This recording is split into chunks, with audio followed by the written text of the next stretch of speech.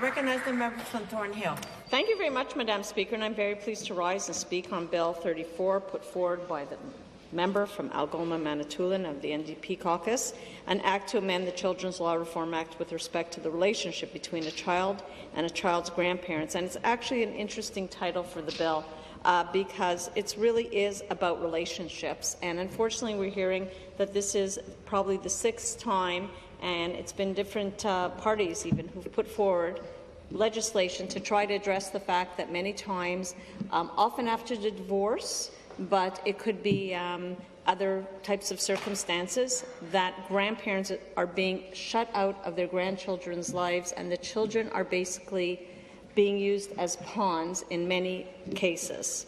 I just want to talk a little bit about somebody who I had a long conversation with named Wendy Margulis. And Wendy lived in Thornhill for almost 25 years. She lives in Toronto now, and she wants me to share her story, which is that her sister, in May of 2015, her sister Susan passed away from breast cancer, leaving 2 children who are now a 5-year-old niece and a 12-year-old nephew. And as Wendy puts it, someone who she used to refer to as her brother-in-law, obviously doesn't any longer, but in theory most of us would still consider, after a death in the family, the spouse to be part of our family, but she is being shut out, as are her sister's friends and the rest of their family, from these children's lives.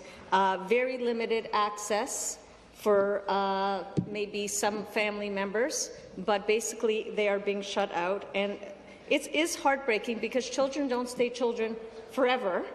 And sometimes if you've lost, valuable time with your grandchildren, or even we hear of people, we see stories in the news of parental abduction and people who've lost 10 years of being a parent to their child.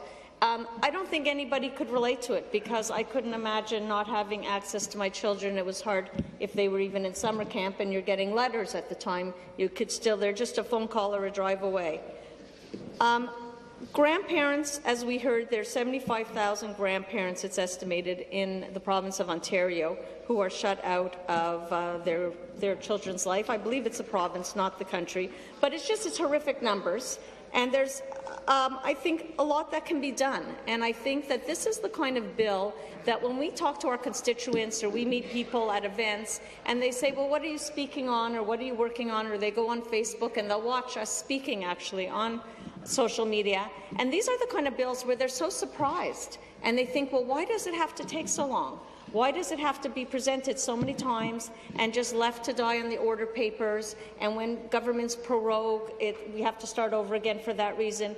Why can't things be done efficiently and quickly, and so that we can ensure, as other provinces have done, ensure that courts, in terms of divorce, or in terms of any kind of custody hearings, that they take into account the grandparents in the children's lives. Now, we know that some grandparents may not be deserving to be in their children's lives, but we all know that far and wide, the vast, vast majority of children are better off with grandparents in their lives than without grandparents in their lives. And there have even been studies done, Madam Speaker, to show the positive impact on the child's life, obviously on the grandparents' lives, and on society at large in terms of health and needing, physical health and mental health as well.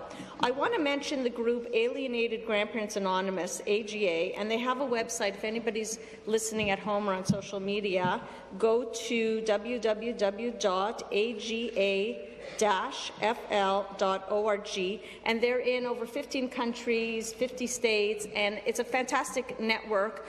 And not just to become an activist, although obviously they would like that, but so that you can have support, because I think that a lot of the time when people are faced with this kind of difficulty, it can be embarrassing. How do you say to your friends and neighbours, my children or my son-in-law won't let me see my grandchildren? How do you say that? It's embarrassing because you're worried that people are thinking, well, you must have done something or you must have said something to deserve this, and so people kind of stay quiet. We all know that suffering in silence and by yourself is lonely and miserable, but it also can adversely affect your health and your well-being and your quality of life, and therefore the quality of life on everybody you're living with and working with and interacting with. So I really stress for people to get involved with AGA, the Alienated Grandparents Anonymous group, and see what they're working on. They have a fantastic website, and it explains a lot of what they're working on to ensure that children aren't being used as pawns to punish somehow the grandparents. And nobody's quite mentioned why grandparents would be punished. We've heard a few different reasons, but I bet that a lot of it has to do, unfortunately, with money.